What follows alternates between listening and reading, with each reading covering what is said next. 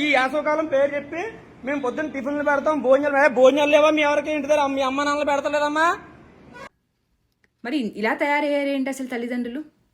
సామర్లకోటలో జరిగింది ఇది. మత మార్పిడి ముఠా కొత్త ఆలోచనతో లేదా మనసులను మతం మార్చే ప్రయత్నం చేస్తున్నారు. సామర్లకోటలో ఇంటింటికి తిరిగి హిందువుల పిల్లలను మంచి మాటలు ఆటలు చెప్తాము, ఉదయం టిఫిన్ మధ్యాహ్నం భోజనం పెడతాము అని చెప్పి తీసుకెళ్లి మతబోధ చేస్తూ ఎడారి మత విష బీజాలు నింపుతున్న మాఫియా పిల్లల్ని తీసుకెళ్లి నల్లట పుస్తకం ఇచ్చి మా దేవుడు నిజ దేవుడు, మీ దేవుడు కాదు, మా దేవుడిని నమ్మితే ఫస్ట్ వస్తారు, ఫస్ట్ క్లాస్ ర్యాంక్ వచ్చిద్ది, పాపాలని తొలగిపోతాయి, తోటకూర అని చెప్తూ రోజంతా పప్పా డాడీ పీసు అనుకుంటూ పాటలు పాడిస్తూ బ్రెయిన్ వాష్ కార్యక్రమం మొదలుపెట్టారు.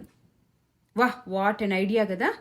అడుక్కునేవాడికి 64 కూరలని ముష్టి మిషనరీస్ మత మార్పిడి ముఠాకి రోజుకో ఆలోచన. ఎలా అయినా మతం మార్చాలి. ఇంకేం పసి మనసులు అయితే ఈజీ కదా. ఒక పక్క క్రైస్తవ మిషనరీ, ఇంకో పక్క ముల్లాలు, వీళ్ళకి తోడు మ్యాక్స్ ముల్లర్ ముఠా అర్బన్ నక్సల్లు కమ్యూనిస్టులు. ఈ 3 ఎంలు అదే పనిగా హిందువుల మీద దాడి చేస్తూనే ఉన్నారు. హిందూ మాత్రం సెక్యులర్ ముసుగేసుకుని మంచిగా నిద్ర నటిస్తున్నాడు, ఇలా పంపిస్తున్నాడు. మళ్ళీ అదే బానిసత్వం వైపుకి తీసుకెళ్తున్నారు. చెప్పండి. జై శ్రీరామ్.